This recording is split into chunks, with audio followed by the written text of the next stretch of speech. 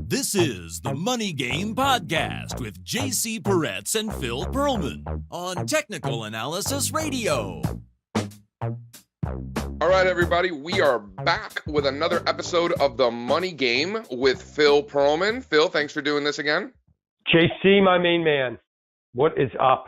I'm pretty stoked, markets, trading, life. And, you and I, we talk a lot about philosophy and, it's not just trading and markets, but it really is about life. And it's hard to walk that line of the quote unquote work-life balance. I struggle with it myself. How do you walk that line? You do it very well. Well, okay. We're all going to die. All going to die. We are all going to die. It's just something that you have to embrace like crazy. We all have a finite time on this planet. There is an end date. The beautiful thing is that not only are we going to die, but we have absolutely no idea when, right? It's awesome. So not only are we definitely going to die, but it could be, 50 years from now, it could be tomorrow crossing the street, you get hit by a bus. So we're all going to die. That's it. There is no such thing as work-life balance. All there is decision making. In fact, it's very much like the market. I mean, if you look at the behavioral economists, right? Decision making under uncertainty, right? That's the name of the field, right? That's where, decision sciences is where behavioral finance came from, right?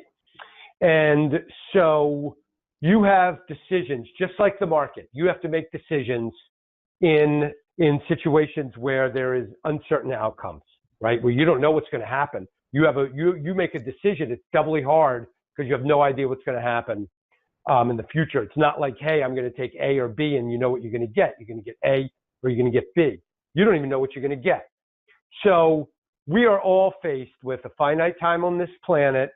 We don't even know when the end is going to be. And we have a bunch of decisions. We can make a decision. We could go to work. We could go play golf. We could spend the day out drinking. We could spend the day with our family. We can, endless. And that's all there is. There's no balance. Balance, I don't even know what that means.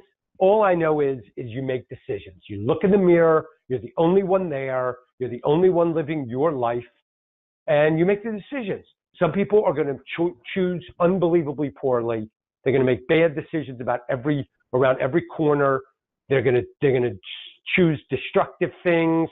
They're going to choose things where they make decisions based on what they think other people want. They're going to make decisions based on, who knows? That's just what they're doing. There's no way we can help them. We don't even have to care. Maybe you do care because maybe somebody close to you is making poor decisions. But at the end of the day, you look in the mirror and every decision you make is just based on, that's my decision. All right, Phil. That's great. I think that makes a lot of sense, but I still find myself struggling on both extremes, right? And I think I shouldn't say struggling, but I do think about it. So like, for example, I'll wake up at 4:00 in the morning and it's 10:00 at night and I'm still working. I haven't had any breaks. I didn't go to the gym. It's just a long, long day, but I had so much that I had to do that it's like, man, I've just lost an entire day because I've been working. And then I have the other extreme where I'm at a nice sushi restaurant with Morgan and I want that extra piece of uni or that extra piece of Wagyu beef. And it's like, man, should I be spending $13 on that one bite? So like I find myself on both extremes being like, is that really necessary working 18 hours in a day? Or is that $15 piece of beef, literally one bite? Should I really be spending that money, right? So I find myself on both sides. And you say that there's no such thing as a work-life balance, but how do I deal with that? How should I approach those decisions? I think you should just do it. Just do what you're doing. Well, there's no balance. Just do what you do. Have the extra beef. Work the long day. That's just what you do. Those are decisions you're making. If you're not happy with it, do it different. Do something different. Don't eat rice and beans. Arroz y frijoles. You go that way. You can eat very economically. You go that way. That's fine too. If that piece of sea urchin is going to make me happy, just suck it up, just buy the damn thing and eat it. It's not even about happiness necessarily. It's just decisions. Just decisions. But it is about happiness because I'm going to work that 18-hour day because I'm sacrificing for my future self, if you will. And I'm going to order that piece of Wagyu beef or that piece of sea urchin because it's delicious and it makes me happy, right? So I'm making decisions for happiness, whether it be present pleasure or future pleasure, right? In the case of a long day, I'll benefit from that in the future, obviously. Perfect. So I don't even see the dilemma. You're doing both. You're doing both with some wisdom. Continue. Am I overthinking? Yes. It's completely wrong to think about, and you're completely overthinking by 20,000,000%. You have the luxury. We live in an age where we have the luxury to overthink. It's classic. It's fantastic and sublime. Plenty of people out there who do not have a luxury to overthink anything. They're just trying to put food on the table. They're just trying to get by and survive. We probably could learn something from those people. My family came over from Cuba in the early 60s, and because of communism and everything like that, they had to start from scratch, right? My grandfather always told me I came with 3 pennies, and this was in the early 60s, and they made sacrifices then so that their grandchildren can have more opportunities, or their children and grandchildren, right? That's me. I'm benefiting from those sacrifices. So, when I'm at a nice hotel in Cabo San Lucas or in the south of France with Morgan, I think about these things, Again, am I overthinking it? Should I not feel guilty? Yeah. Should I just... No, don't feel guilty. Why? You're going to die. Doesn't matter. Your guilt, unless you're really doing something evil, why would you have any guilt? You just go live your life. Enjoy that. Dude, you're lucky. You're so blessed out of your brains. Enjoy it. Don't feel guilt about it. Why? You're going to die. Doesn't matter. Doesn't even make sense. Doesn't even matter. In 100 years, 0 people will care that you had that extra piece of Mr. Miyagi or went to the Cabo. Or went to Cabo.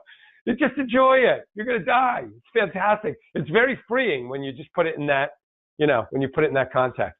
I mean, I'll tell you, with me, unbelievably freeing, right? I mean, I focus on a very small number of things that I really care about, that mean something in my soul, and then I'm done. Yeah, I mean, what do you like? You spend a lot of time with your family. You like the Orioles. You like the Ravens, right? For me, this is my formula, and I wrote this down and plastered it on my wall 3 or 4 years ago, and it has really, really made a huge difference because it provided me with focus. I just wrote health, family, work, 1, 2, 3 in that order, and pretty much everything I do is, 4 would be exercise, which is really part of health, and music, and then everything, and maybe food. But 1, 2, and 3 are the priorities in that order: taking care of myself and making sure I'm healthy, being with my family, spending quality time, and kicking ass at work. And, then there's kind of the other ones: sports, music, things I'm into, hobbies, whatever it is. Everything after that. And then, friends would be a 4 also. Love my friends, but they're not as important as my health. Love my friends, not as important as my family. Love my friends, not as important as my work. Now, when I retire, I'll probably have to rejigger it a little bit. Maybe my friends will be above my work at that point, but that's just where I'm at.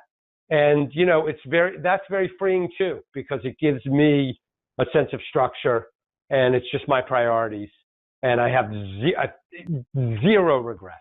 I mean, like I said, gonna die. No such thing as balance. It's all really just choices I make. And the choices you make are the choices you make. Why feel guilty over any of it?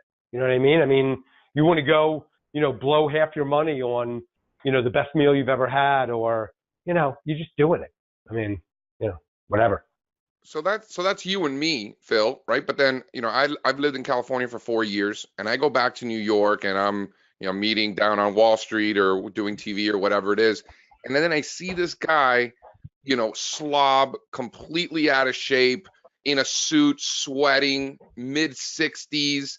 You could tell that just commuting from God knows where, it took him 2 hours to get to the city, is going to take him 2 hours to get home, never sees his family. That guy, we see that all over the subways, walking around, hasn't seen his family in years, and is just working, to an extreme. And then I go to Miami to visit my family and hang out with my friends. And then I have guys in their mid 30s that are still living with their parents. And it's like, dude, what are you doing?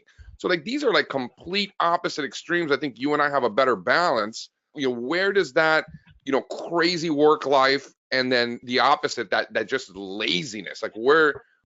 Everybody makes their own choices. Some people make really bad ones, but who am I to judge? They wouldn't be the right ones for me, but that's what they're doing. I got no judge. I don't really have time to care. Who cares? I feel bad for them, Phil. Both sides, both extremes. If one of them was my kid, I'd feel bad. But I just don't have there's so many people doing so many insane things out in the world. I got no time for that. Here's my advice. Go make your decisions you're going to make. No regrets. No regrets.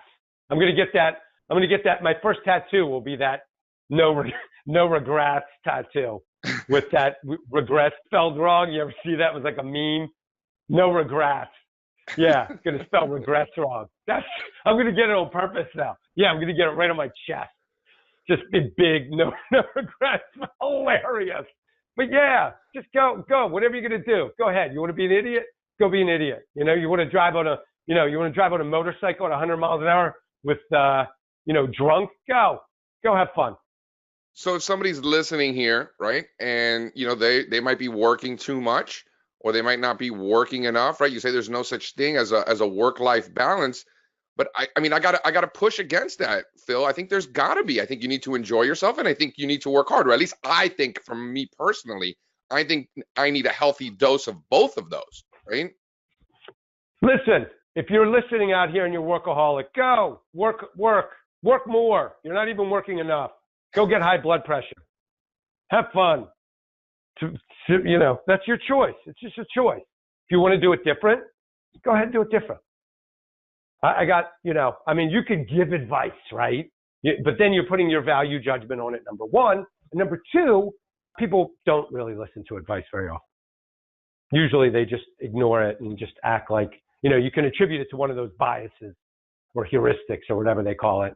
But, there'll be a bias, some kind of bias where people only hear what they want to hear and they disregard the rest, right? It's like a Simon and Garfunkel lyric. People just hear what they want to hear. Oh, so you're saying, and then they just misinterpret. So advice is cheap. You get what you pay for.